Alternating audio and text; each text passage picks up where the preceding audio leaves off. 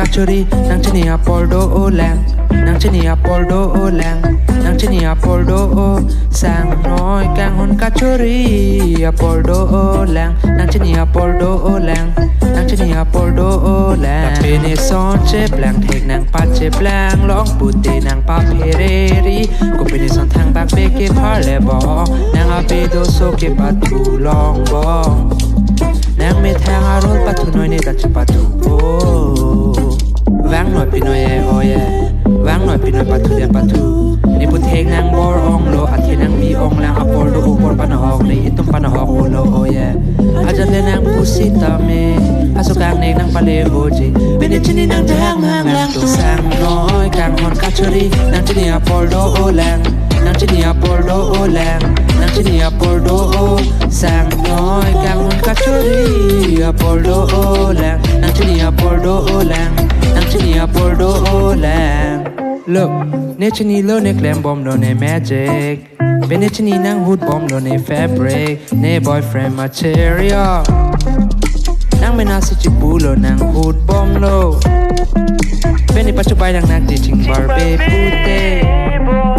so ching mai itum che mai be ne pinasa ke ta ne nang pachini long ong lo bang len jin bong a hok ta hai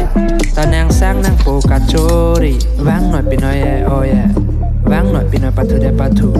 ni pu thek nang bor ong lo a the nang bi ong la a por do o por pan hok ri itu pan hok lo o ye a cha tre nang pu sita me ha su kang nek nang pa le o ji pe ne chini nang ja hak mang lang tu sang noi kang hon ka chori nang chini a por do o la nang chini a por do o la nang chini a por do o sang noi kang hon ka chori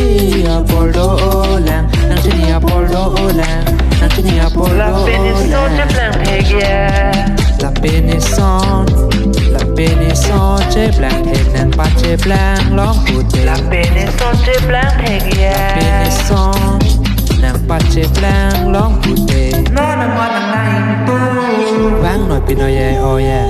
vang noi pi noi pa thu de pa thu ni pu thek nang borong lo a the nang bi ong la a por do por pa na hok ri tu pa na hok o lo o ye a jat le nang pu si ta me a su kang nei nang pa le o ji pe ne chini nang jak mang lang sang noi kang ka churi nang chini a por do o lang nang chini a por do o lang nang chini a por do o sang noi kang ka churi a por do o lang nang chini a por do o lang nang chini a por do o